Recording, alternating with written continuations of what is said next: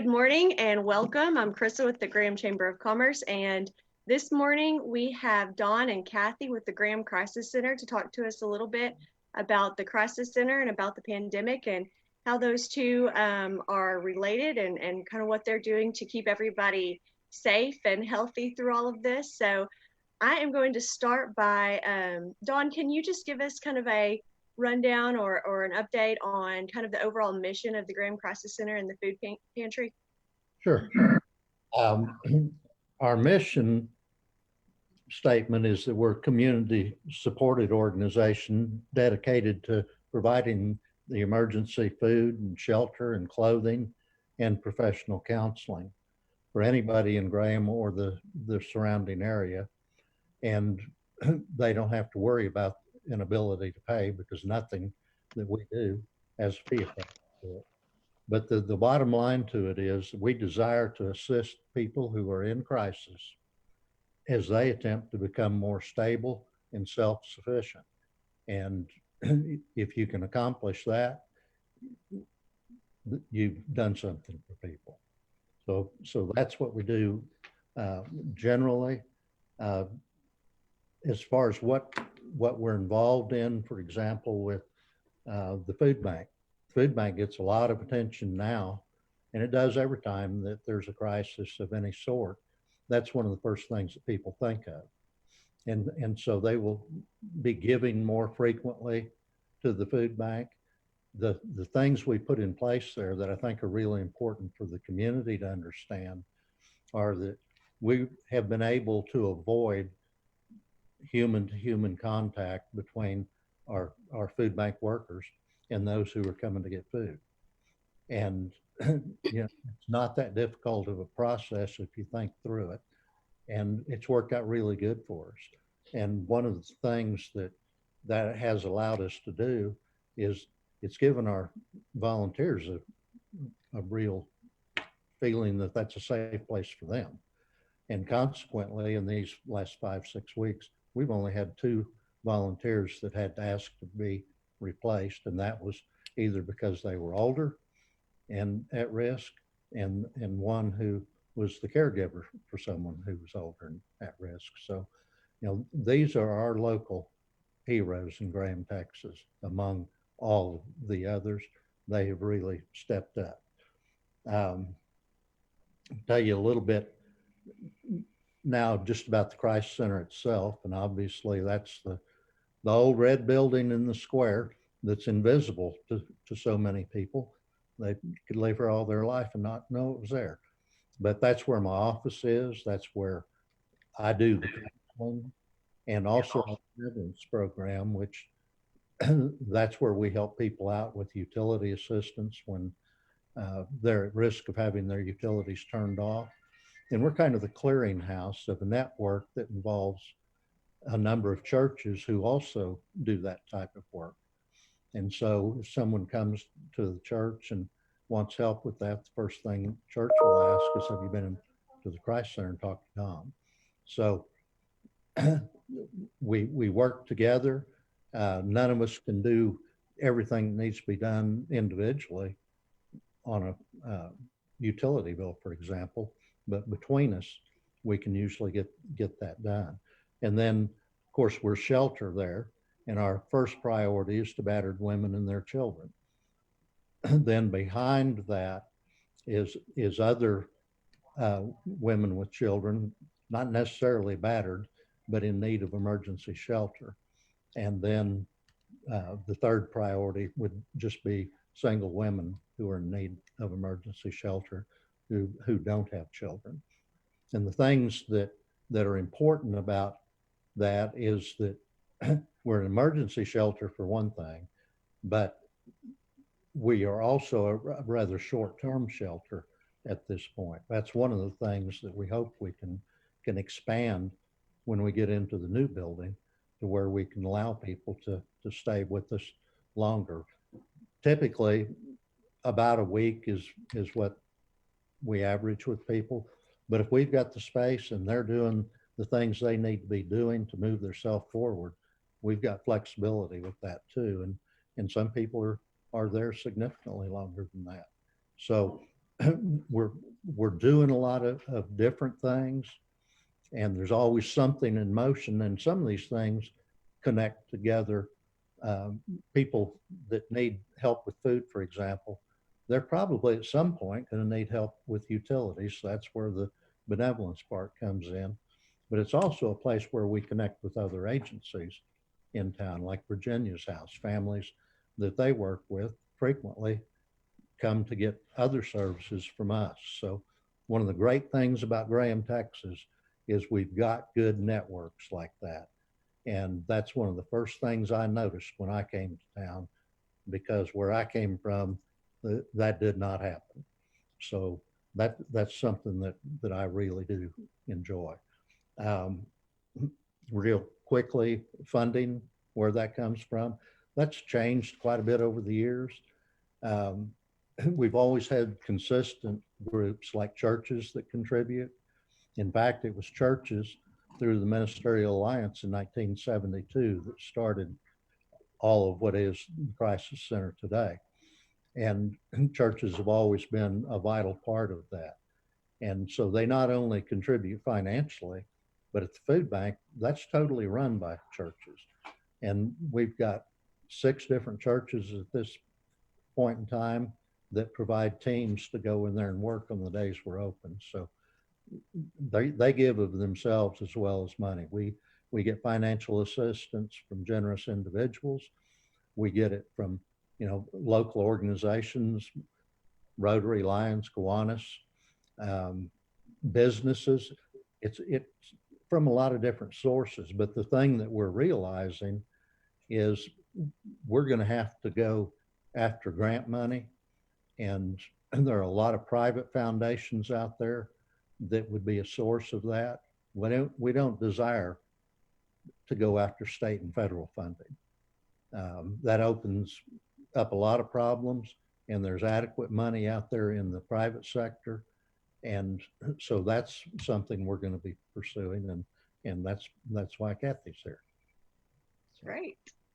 Well, I think, Dawn, just to kind of touch on some of the things that you said, one of the things that I've said so many times when we've talked to the U lead and the youth lead class and various other times, is that the Graham Crisis Center serves a need that sometimes we don't want to admit exists in our community. I think people prefer to have some blindness there to that, and because it's sad and we don't want that to exist, but it doesn't mean it's not there. It is a real problem. It is something that exists in our community and in all communities, and it's something that we need to work together on to take care of, to provide for those who are going through a difficult situation or challenge. We've seen some success stories, I would say, over the years. Dawn, I think you have especially. So we know it works to help to provide that temporary resource, and then people can move on from that and someday come back to give back. So we've seen those success stories, and I think that's really important as well. But I just think sometimes we all want to pretend like it doesn't exist. It's not real. There's not a need. There's not a hunger. There's no domestic violence. We want to pretend like that doesn't go on here, but it does go on here, and it goes on everywhere. And I personally am very thankful that we have the Crisis Center here to help those individuals, those families, in a time where they really need our support. So just wanted to throw that in there and say thank you for what you do. Cathy, I'm going to kind of switch over to you. You're the newest employee there at the Crisis Center, and I know they're so happy to have you, and I've enjoyed getting to know you as well. Can you tell us a little bit about some of the major challenges that the Crisis Center is facing right now as an organization? Yeah. So just to piggyback off of what you said, we like to pretend these issues don't exist, but statistics say 1 in 3 women are being abused, and that households are suffering, obviously, from the work cut back, the reduction in oil and gas prices right now, and churches are worried about their income as well. So we're all pulling together to provide a resource for anyone who comes forward, whether it's at the food bank or benevolence fund or needing shelter. I was looking at the national hotline of domestic violence this morning, some statistics of what's going on during this pandemic and what they're experiencing. Shadows what we're experiencing, I think, is that there seems to be a lower need right now because of the power and control that's going on with more people being at home, that even those who want to get help are finding fewer opportunities to get out and seek that help. And so we may see more need when the households open back up. So we're facing a future of repercussions from this, I think. The food, as Dawn said, is immediate need, but some of the other needs are going to be coming down the road. Mm-hmm. Yeah. I know I had read something, I think it was put out by Cook's Children's Hospital, talking about the rate of child abuse increasing pretty dramatically. Yes, correct. And what they're also saying is that fewer people, even following abuse, are going to seek the medical attention they would have been seeking for fear of being exposed to the coronavirus, hearing the hospitals are overloaded. So some of the statistics may come across lower, but there's so much because of the pandemic that's going to cause that. That makes a ton of sense. So for you guys, you haven't necessarily seen that increase in need yet, but probably will. Food, yes, but shelter, not as much. I'm sure, and Dawn can speak to that, a lot more counseling, the grief and the sadness that goes on for all of us right now. But directly related to domestic violence, I think that's going to come in a bit. That makes a lot of sense. So do you feel like you're taking in enough food donations to cover the need that you're experiencing right now?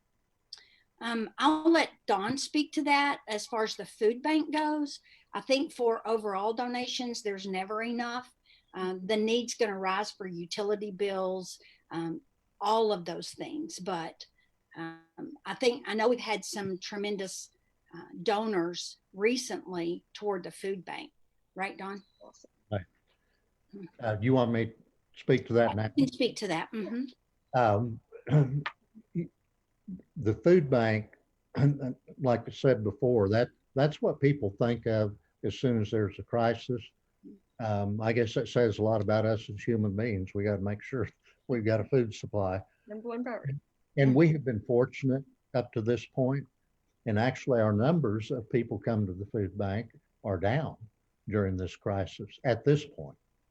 We haven't really seen the big numbers of people being laid off of work yet, like happens in bigger cities. I use the word tsunami. I think there's a tsunami of people right around the corner for us. And we get not all of our food, the bulk of our food from the Wichita Falls area food bank, part of Feed America.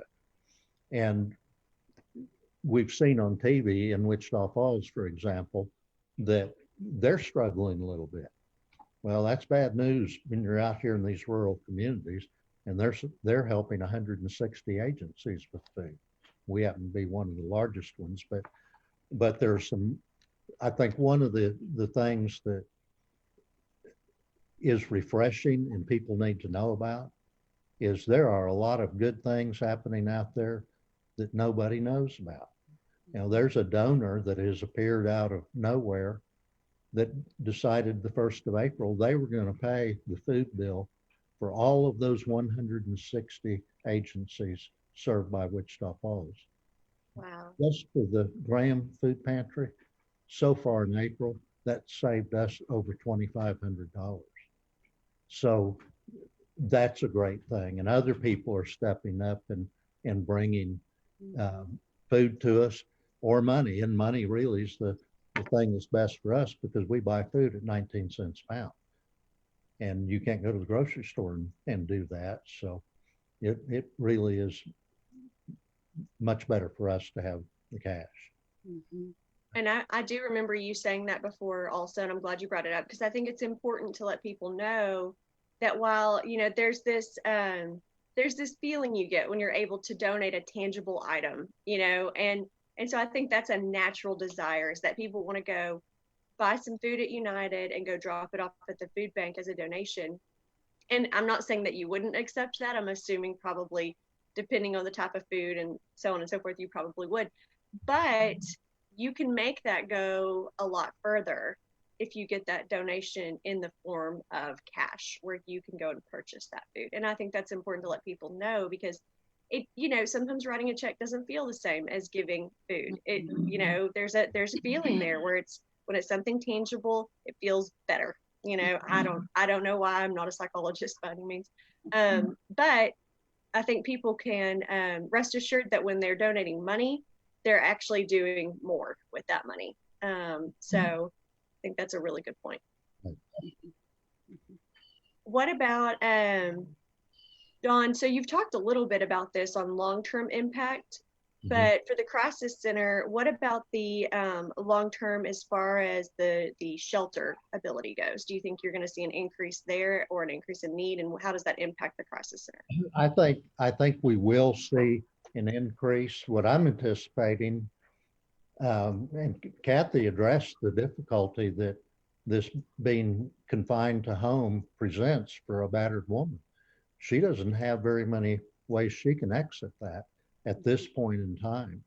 But one of the things that I anticipate, I'm a marriage and family therapist, and I think there's going to be a boom in marriage counseling when this shelter in place is over, because husbands and wives aren't used to spending that much time in a confined space with one another. And I think that and divorce attorneys, Dawn. Yeah, there you go. Yeah. Yeah, and those two things may go hand in hand now more than ever before, but that is definitely going to be an impact. There will be at some point more women that will need to get out of that place of danger for them and need assistance. And, you know, sometimes we know up front that's going to be a long-term deal. And sometimes they want to get out of town as a part of their escape plan and need to.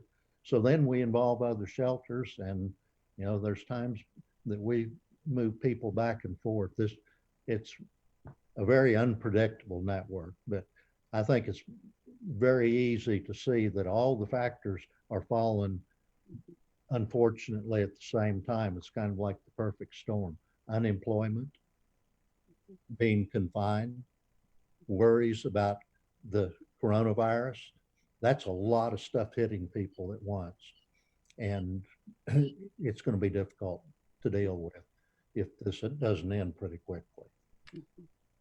Yeah, I think how we all respond to what everyone calls the new normal is going to involve a lot of help from outside people. Yeah, for sure.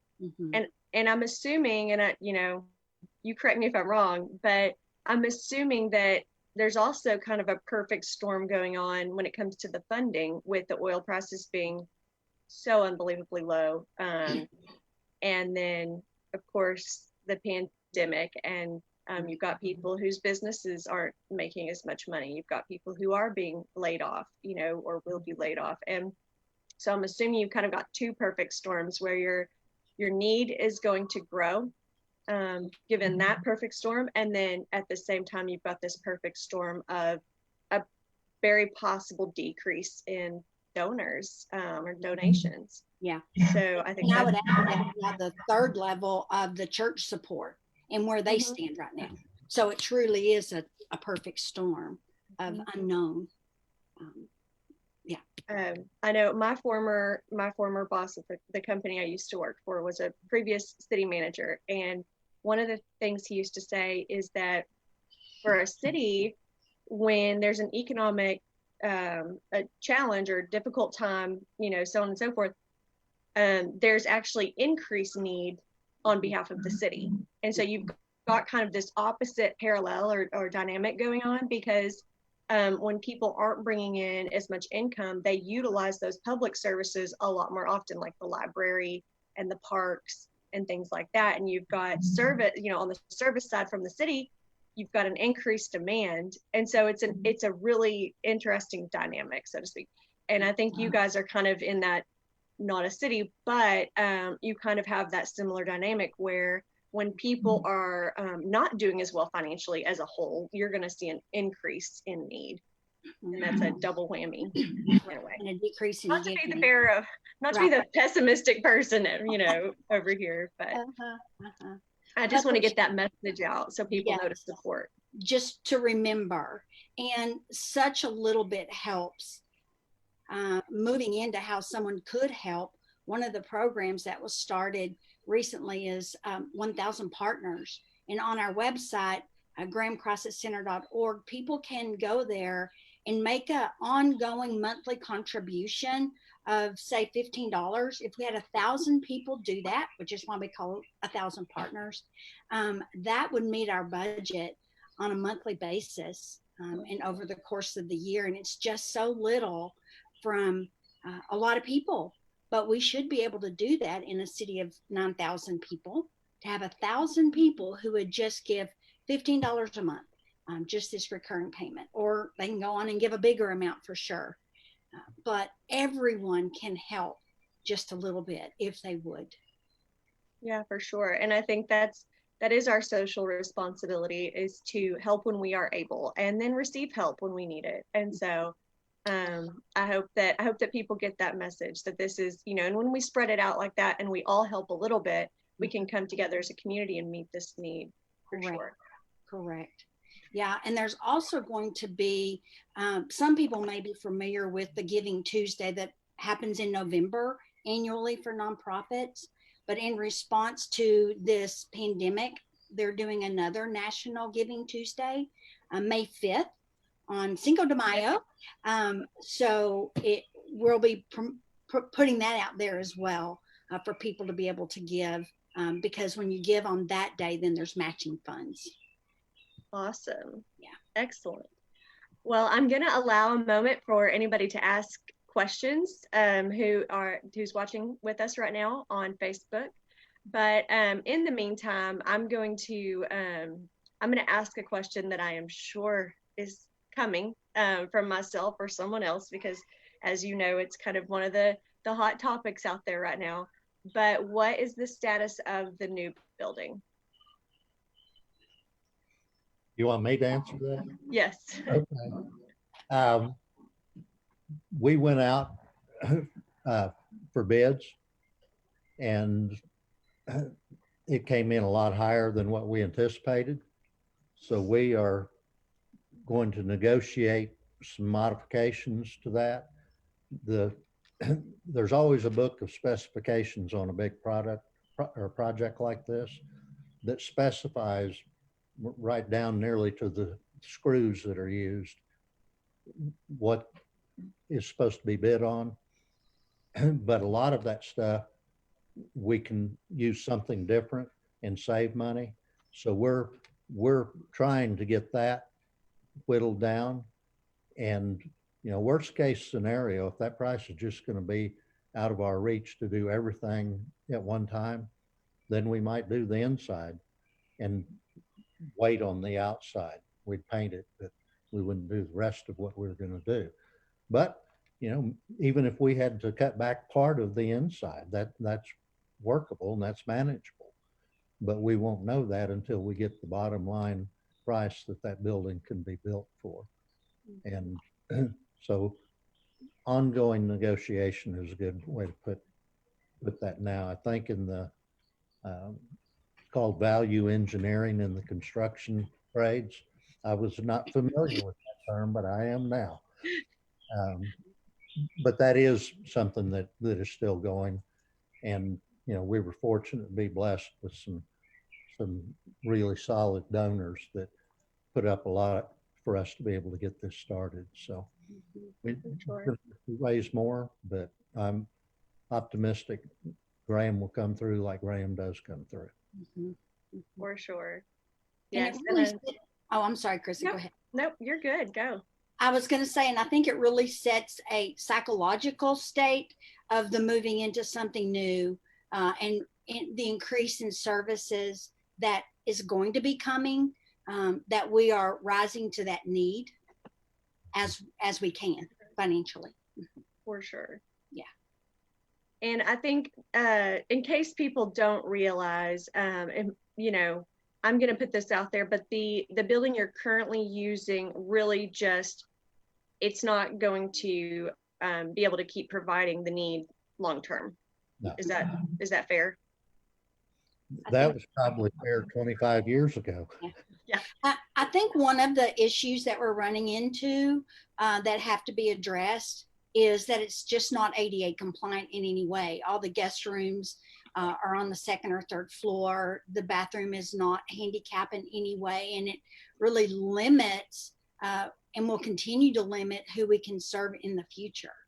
So to get everything on one floor is going to be important, especially as it comes to applying for these grants and all. And that, I think that's will help us in getting grants to be able to meet that need for that purpose alone. Yeah. Sure. Yeah.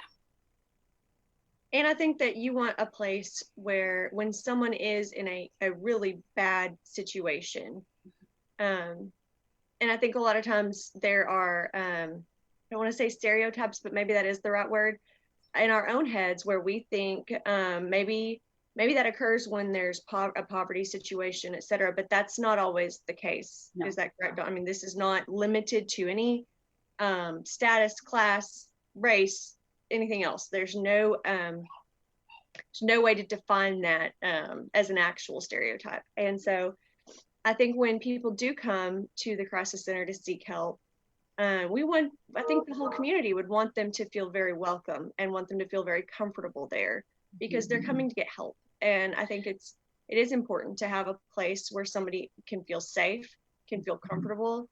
And if it's, if we're not able to provide that currently, then I think the need is obviously there for something new. Mm-hmm. It's really their step toward empowerment too, and to be in a place where they want to be empowered. They want to start stepping out and stepping up. Yeah. Love that. Yeah, I love that. Well, Lisa, do we have any questions? Dawn, can you see Lisa over there? She's saying yes or no. Yeah, I'm right here. No, there's not any questions. Okay. Well, we'll keep watching the comments in the Facebook Live feed as well. And if somebody does have a question for Dawn or Cathy, I'm sure they'll monitor it also, but we can get that to them and try to get it answered. And Dawn, if somebody is needing help, how do they contact you? What's the best way? The office number at the Crisis Center is 549-6002. And from there, we can direct them to each of the services that we have, give information on the food bank. And, one of the questions that's asked a lot on that is, how do you qualify?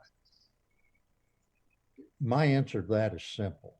We're not going to turn people away that need to ask for food. And if you haven't ever thought about it, is there anything you can imagine would be harder to ask for help on than food?